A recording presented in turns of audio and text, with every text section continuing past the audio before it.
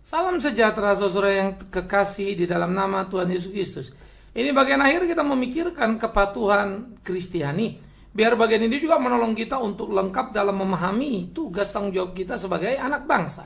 Nah, kali ini kita terus memikirkan kepatuhan yang terpuji dan tentu juga kepatuhan yang teruji. Nah, masih tetap di dalam Matius pasal 22, kita membaca 20 dan 21 dikatakan begini. Maka ia bertanya kepada mereka, gambar dan tulisan siapakah ini? Jawab mereka, gambar dan tulisan Kaisar. Lalu kata Yesus kepada mereka, berikanlah kepada Kaisar apa yang wajib kamu berikan kepada Kaisar, dan kepada Allah apa yang wajib kamu berikan kepada Allah. Berikanlah apa yang wajib kamu berikan kepada Kaisar, dan kepada Allah apa yang wajib kamu berikan kepada Allah. Lalu di dalam Roma pasal 13 menjadi menarik ketika dikatakan di dalam bagian yang menjadi tugas tanggung jawab kita, ya, bagaimana dikatakan begini, karena pemerintah adalah hamba Allah untuk kebaikanmu. Ini Roma 13 ayat keempat. Tetapi jikalau engkau berbuat jahat, takutlah akan Dia, karena tidak percuma pemerintah menyandang pedang. Pemerintah adalah hamba Allah untuk membalaskan murka Allah atas mereka yang berbuat jahat. Ayat 5, sebab itu perlu kita menaklukkan diri, bukan saja oleh karena kemurkaan Allah, tetapi juga oleh karena suara hati kita. Sehingga di dalam bagian ini menjadi bagian yang sangat menarik untuk kita pikirkan bersama-sama, saudaraku yang kekasih. Bagaimana Alkitab menggambarkan dengan terang benderang hidup kita sebagai orang percaya adalah hidup yang harus mendemonstrasikan kepatuhan sebagai bagian dari hidup yang tertib sebagai ekspresi iman Kristiani kita. Jadi saya pikir kita tidak diajarkan untuk mendemo, merusak sana sini, karena itu sama sekali tidak Kristiani. Apalagi kemudian saudara merugikan orang lain, ya, dengan alasan kebenaran dan kebaikan, tentu itu sama sekali tidak perlu beragama untuk mengerti itu. Ya, di di negara komunis pun apa yang merusak ataupun mengambil hak orang lain itu sudah di mana, di kolong langit manapun, kan akan disebut barbar itu, ya. Nah, saya pikir ini menjadi perhatian-perhatian penting yang perlu untuk kita pikirkan bagaimana sikap hidup kita sebagai orang Kristen. Jangan merusak, jangan mengacaukan orang lain dan seterusnya, ya. Saya kira kita harus mampu mengendalikan diri kita, mempunyai kelas sehingga hidup kita itu menjadi hidup yang terpuji, kan begitu. Maka tindakan yang terpuji tadi adalah tindakan bagaimana kita bertindak tadi, hidup sesuai undang-undang, ya, sesuai peraturan. Jadi penghargaan kita terhadap peraturan itu harus kita junjung tinggi. Sehingga dengan demikian kita mempunyai nilai-nilai yang baik dalam diri kita dan kita menjadi terpuji karena kepatuhan kita terhadap peraturan yang ada. Nah, saya pikir ini menjadi sangat perlu sekali. Tetapi peraturan tadi dikatakan itu adalah peraturan yang terlihat, yang disusun sedemikian rupa, ya, itu klausul pertama kita, ya. Tetapi yang membuat kita terpuji kepatuhan pada peraturan tadi. Tetapi ada yang kedua, bagaimana kepatuhan itu seharusnya kita menguji dengan hati nurani kita sendiri. Jadi kalau misalnya ada undang-undang yang kemudian tampaknya lemah, ada lobang-lobangnya, saudara kan bisa masuk toh. Nah, saudara bisa memanfaatkan itu. Tetapi hati nurani saudara tahu ini nggak beres nih. Sebetulnya aturan ini nggak boleh begini nih. Ya, memang tidak dilarang A, tapi saya tahu A ini tidak benar. Ya sudah, hati nuranimu itu kau dengarkan. Menarik nggak, saudara? Itulah elegansi kekristenan. Sehingga bukan sekedar tidak melanggar undang-undang, tapi juga kita tidak melanggar hati nurani kita. Sementara undang-undang membolehkan. Katakanlah begini, satu waktu suka atau tidak suka, ya, Indonesia ini akan melegalisasi aborsi. Aborsi itu akan legal. Tunggu saja waktunya. Oke, one day itu akan terjadi. Mau seperti apapun Anda bendung, ini akan menjadi konsekuensi logis dari sebuah perkembangan gila zaman ini. Ya, satu waktu negara ini akan melegalisasi juga homo misalnya.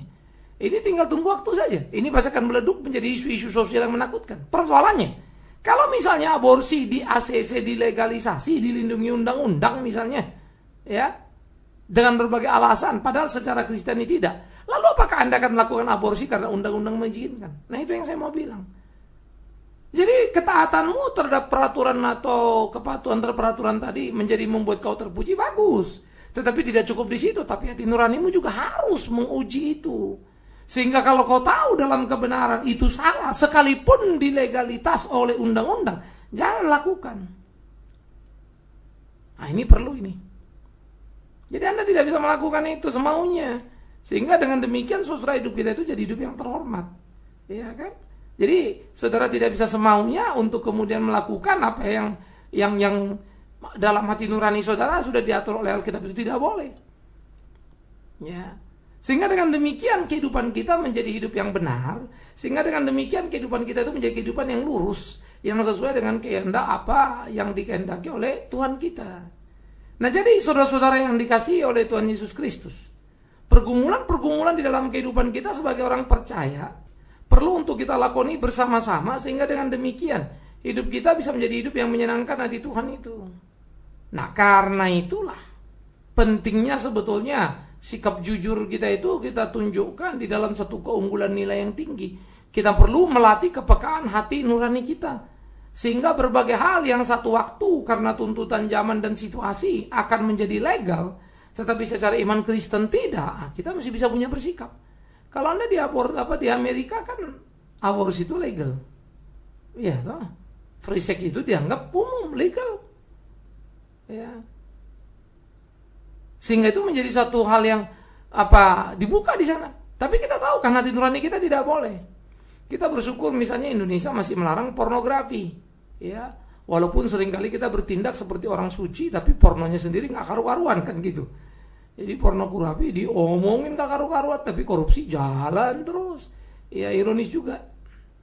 Sehingga cara hidup di Republik kita ini hidup yang bagi saya memang banyak hal yang mesti diawasi, dikoreksi. Semua orang berani bicara kayak tampak suci, tapi sebetulnya hari-hari hidupnya kelihatan. Ya, semuanya orang berteriak sebelum dapat jabatan ya rubah semua. Miris. Nah, itu yang saya bilang tadi, kita mesti mengukur dengan hati nurani kita. Kita mesti beranilah. Sehingga kalau kita bicara supaya jangan kita dipermalukan, kalau kita menggugat supaya kita jangan dipermalukan, nah tanya hati nurani kita sendiri sudah belum? Kalau belum jangan ributlah.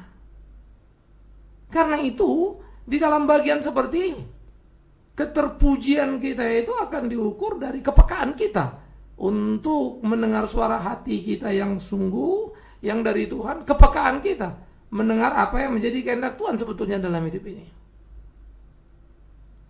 Sehingga kita betul-betul bisa menjalani hari-hari kita, bisa memenuhi apa yang menjadi kehendak Tuhan dalam hidup kita, dan kita tidak menjadi salah di dalamnya. Nah, inilah yang perlu untuk kita lakukan dalam hari-hari kita, saudaraku yang kekasih. Oleh karena itu, di dalam hidup orang percaya, hidup yang kita lakoni ini, mari kita jalani di dalam terang firman Tuhan itu. Mari kita lakukan apa yang menjadi kehendak Tuhan itu, sehingga di dalam seluruh perjalanan kehidupan kita sungguh memuliakan Tuhan. Kita bisa melakukan apa yang menjadi kehendak Tuhan. Kita bisa sungguh-sungguh diberi pencerahan oleh Tuhan itu sendiri. Dan hidup kita menjadi hidup yang menyenangkan Dia. Nah, oleh karena itulah hidup kita ini harus kita jalani dalam satu nilai yang terpuji tadi, satu kesungguhan yang seutuhnya bagaimana hidup kita taklukkan kepada kehendak Allah. Jadi bagaimana hati nurani itu bisa menguji segala sesuatu? Tentu hati nurani yang sudah dimurnikan, bukan? Ya sudah mendengar firman Tuhan, dibersihkan oleh kebenaran firman Tuhan, sehingga dari hari ke hari kita mempunyai ajaran yang benar. Tapi kalau kita punya ajaran yang salah, seringkali nurani kita bilang sesuatu yang salah juga tidak salah, karena ajaran kita sudah mendominasi pembentukan hati nurani, yaitu ajaran yang salah. Nah, itulah repotnya, celakanya banyak orang Kristen terjebak pada ajaran-ajaran yang tidak tepat, tapi dia merasa Kristen, lalu dia melakukan apa yang tidak tepat dari ajaran itu karena memang cocok dengan seleranya. Ini jadi gawat lagi, sehingga dia tidak pernah merasa salah dalam melakukan apapun karena dia rasa itu benar. Misalnya dia merasa tidak salah kalau kemudian saya misalnya agak sedikit berbohong, itu istilahnya, untuk membawa orang kepada Tuhan. Sejak kapan lah kita bisa bawa orang kepada Tuhan dengan berbohong? Sejak kapan pula Tuhan suka itu? Kan begitu toh. Banyak sekali orang membawa-bawa kasus Rahab, tapi orang lupa Rahab itu bukan Kristen, Rahab itu bukan Yahudi, Rahab itu orang Yeriko yang punya nilai-nilai Yerikonya dengan cara dan nilai yang salah. Memang dia bertindak benar, mau percaya kepada Allah, tapi kemudian kan dia dikoreksi, dibersihkan. Tentu kes Rahab itu bumi langit bedanya dengan kes kita. Tapi dasar orang Kristen cari contoh seenaknya, tumpuklah di sana untuk pembenaran dirinya. Nah, akibatnya hati nurani itu menjadi tidak lagi peka. Akibatnya kebobolan dalam pertahanan. Itulah yang menjadi persoalan, saudara yang kekasih. Karena itulah sebetulnya hidup kita itu harus menjadi hidup yang sungguh-sungguh. Kita nikmati, kita pahami, supaya hidup kita itu betul-betul menjadi satu hidup yang dibangun oleh kebenaran. Kita belajar memahami kebenaran yang sejati itu seutuhnya, bukan sepotong-sepotong. Sehingga dengan demikian membentuk hati nurani yang peka berdasarkan nilai-nilai kebenaran, bukan nilai-nilai diri, nilai-nilai minor gitu lah. Nah, tapi nilai-nilai yang benar, nilai-nilai yang berlaku, nilai-nilai yang sesuai dengan kehendak Tuhan. Ini yang mesti kita jalani. Oleh karena itu, saudara yang kekasih, di dalam nama Tuhan Yesus Kristus, camkan, perhatikan, dan coba pikirkan. Sehingga di dalam bagian-bagian seperti inilah kita bisa menjalani hari-hari kita, sehingga hidup kita itu menjadi hidup yang memuliakan nama Tuhan. Nah, ini perlu, ini penting sekali, ya. Dengan demikianlah hidup kita itu memuliakan nama Tuhan, melakukan apa yang kehendak Tuhan, sehingga akhirnya hidup kita itu betul-betul mencerminkan kemuliaan Tuhan yang luar biasa itu, dan kita betul-betul berjalan di jalan yang menjadi kehendak Tuhan itu, dan hidup kita itu menyenangkan hati Dia. Ini yang penting, ini yang perlu. Jadi dalam hidup keseharian kita sebagai orang percaya, mari kita menjalani apa yang menjadi kehendak Tuhan kita. Mari kita jalani hidup kita sesuai kehendak Tuhan itu, sehingga dengan demikian kita bisa mengukur segala sesuatu bukan saja berdasarkan undang-undang atau peraturan legalitasnya pemerintah yang melegal, misalnya satu waktu nanti aborsi misalnya, ya, padahal hati nurani kita mengatakan tidak, maka kita tidak akan melakukan walaupun dilindungi oleh undang-undang, karena kita tahu salah. Nah, kita mesti masuk setahap lebih tinggi, mempersiapkan diri dari sekarang. Tapi kalau otak kita ini bilang, pemerintah aja bilang boleh, kok masa kita nggak boleh? Ya sudah, kita akan hanyut. Karena apapun yang akan muncul di dalam undang-undang bernegara itu sangat dipengaruhi oleh perkembangan dunia. Tidak bisa tidak itu. Negara kan bukan sebuah agama, sehingga pengaruh itu akan menjadi sebuah besar. Tapi sebaliknya ketika negara itu diagamakan hanya untuk menghindari yang lain-lainnya, sama saja karena akan terjadi ekstremis yang menjadi mengerisakan. Itu sudah terbukti di seluruh dunia ini, di kolong langit ini. Nggak ada benefitnya itu, nggak ada hebatnya itu. Nah, jadi saudara yang kekasih, disinilah kita perlu memikirkan sebetulnya bagaimana azas keterbukaan itu menjadi sesuatu nilai penting yang harus kita tumbuh kembangkan dalam hidup kita sebagai orang percaya. Atau kita akan kehilangan segala-galanya. Nah, jadi di dalam bagian seperti ini menjadi pergumulan serius kita bagaimana menghidupi kehendak Tuhan kita, dan bagaimana kita menjalani hari-hari kita sehingga sungguh-sungguh apa yang kita lakukan itu menjadi kemuliaan Tuhan. Nah, ini penting. Oleh karena itu pula lah dikatakan tadi, setiap kita harus membangun kepekaan hati nurani yang mendalam, yang kuat, yang sensitif terhadap berbagai kebenaran-kebenaran. Jadi kita mesti bergaul dengan kebenaran firman itu, supaya kita mempunyai nilai kepatuhan yang terpuji dan teruji, tidak kepatuhan yang gelap mata. Itu bahaya lagi, ya. Jadi kepatuhan kita itu tidak gelap mata, tapi teruji dan terpuji. Indah kan? Jadi itu sebab selalu saya ingatkan, hidup sebagai orang Kristen bukan cuma asal hidup lipat tangan, doa, lalu saudara ke gereja, lalu sudah merasa Kristen. Bagaimana kehadiranmu di dunia ini? Nah, selalu kita bilang jadi garam dan terang dunia, padahal tidak memberi kontribusi apa-apa terhadap dunia. Apa kita bicara itu? Ada perubahan di dunia ini, ternyata kita tidak hadir di sana. Jadi saudara yang dikasihi oleh Tuhan Yesus Kristus, di tengah pergumulan-pergumulan yang kita jalani, hari-hari yang kita lakoni ini, marilah kita dengan sungguh-sungguh belajar untuk mengerti bahwa apa yang menjadi kehendak Tuhan dalam kehidupan kita menjadi satu gugatan tuntutan yang harus kita wujud nyatakan dalam keseharian kita, supaya dengan demikian hidup kita itu menjadi hidup yang menyenangkan hati Tuhan. Nah, ini menjadi perlu, ya, perlu untuk kita lakoni bersama-sama, ya, di dalam hidup seperti ini. Nah, jadi saya pikir ini menjadi penting dalam kehidupan kita sebagai orang percaya, supaya kita bisa menjalani hidup kita itu dan menyenangkan Tuhan. Ya, toh? Jadi aspek hati nurani menjadi sangat perlu, ya. Bagaimana mengukur segala sesuatu. Dan yang ketiga adalah apa yang sudah juga pernah kita bicarakan, bagaimana kemudian kita belajar untuk membangun satu kebenaran utuh, yaitu hidup yang benar tadi kan. Hidup yang benar, ya, dengan hati nurani yang benar. Nah, kita perlu pembelajaran yang serius dalam hidup kita.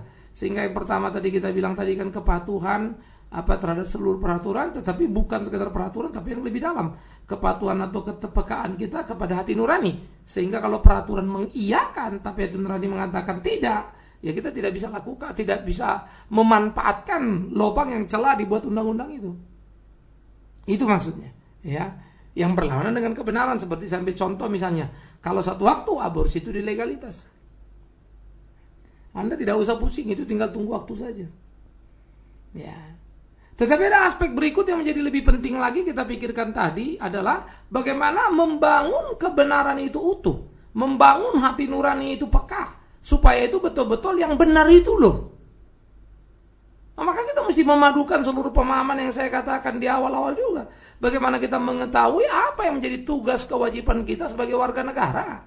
Apa falsafah hidup kita sebagai warga negara kalau kita nggak tahu dan tidak mau tahu bagaimana kita bisa menghadirkan diri untuk memberikan kontribusi dalam hidup ini? Ya nggak mungkin lah. Ya, dan bagaimana kita bisa membentuk hati nurani ya yang baik dalam hidup ini? Nah, jadi kita mesti mengampukan itu. Dan yang ketiga tentunya kepatuhan yang teruji itu adalah kepatuhan yang mampu mengantisipasi apa yang akan terjadi nanti di dalam kehidupan, lalu apa yang perlu dipersiapkan sekarang. Seperti yang saya katakan tadi misalnya kan, kalau satu waktu di legalitas aborsi boleh, apakah kemudian kita aborsi? Tentu tidak. Tapi kalau itu terjadi, bagaimana yang kita lakukan? Tentu kita tidak mau memanfaatkan lubang itu untuk melakukan hal yang salah depan Tuhan. Nah, itu namanya antisipasi. Supaya bisa itu terjadi bagaimana? Nah, perlu pencerahan terhadap umat, bukan? Perlu pengajaran yang serius terhadap umat. Perlu pengertian-pengertian terhadap umat. Ya, sehingga antisipasi akan membuat kita menjadi anak bangsa yang mampu hadir tanpa membuat warawiri atau keterkejutan lalu keributan. Nah, itu juga miris itu. Ya. Tapi bagaimana sekarang kita membuat satu nilai-nilai dalam kehidupan kita yang menjadi penting, yang harus kita jalani sesuai dengan kehendak Tuhan kita. Nah, inilah yang harusnya kita lakoni. Sehingga kepatuhan yang terpuji dan teruji tadi menjadi wujud ya yang diaktualisasi secara utuh dalam kehidupan keseharian kita. Jadi saudara-saudara yang kekasih di dalam nama Tuhan Yesus Kristus, inilah yang perlu sebetulnya kita pikirkan dalam kehidupan kita lakukan dalam hari-hari kita, supaya semuanya bisa menjadi kemuliaan bagi nama Tuhan kita. Iya kan? Jadi pertama tadi kita lakukan dalam ketaatan, oke, apa yang sudah ada itu kan. Aspek kedua adalah bagaimana kemudian kita membangun hati nurani yang peka tadi kan. Tetapi yang ketiga, sehingga hati nurani itu menjadi ukuran lebih tinggi lagi terhadap kebenaran, sehingga sekalipun diberi kesempatan untuk melakukan, tapi kita tahu itu tidak baik, kita tidak lakukan. Dan yang ketiga adalah mengantisipasi ketika segala sesuatu terjadi, apa yang perlu dipersiapkan dari sekarang ini, supaya kalau nanti sudah terjadi nggak usah kerasa kerusuk. Tapi saya tidak bisa membayangkan apakah kita bisa melegakan itu, karena toh cara berpikir kita selalu bentuknya present terus, sekarang dan sekarang dan sekarang, dan bercenderung kita kalau mau jujur ya agak cengeng saja, terlalu egosentris, kita hanya memikirkan diri kita, kenikmatan kita, kelompok kita, yang nggak lebih nggak kurang lah ya. Sehingga kita selalu asik-masik bicara akhir zaman, Tuhan mau datang gitu. Tapi sekarang hidup kita nggak karu-karuan. Ya, tentu saja Tuhan mau datang, dan itu memang Dia yang ngomong kok, Dia akan datang. Tapi kan Dia bilang berjaga-jagalah, supaya kalau aku datang kau siap sedia, kan begitu. Artinya hidup sekarang kan, bukan mau datang yang kita ributin, tapi hidup sekarang kita abaikan. Nah, antisipasi itu jadi penting. Supaya kalau Dia datang kita siap gimana? Ya sekarang dong, pelatihan, pembinaan dan segala macam. Tapi saudara lihat bukan, nggak ada. Justru kita berkutak-katik, mikir aja nanti kapan mau datang, kayak apa cara datang. Yang sudah jelas-jelas dibilang nggak ada yang tahu, masih mau cari tahu. Tapi itulah Kristen sekarang. Itulah yang kita warisi, disitulah kita hidup. Karena itu saya pikir kita perlu jujur terhadap diri kita.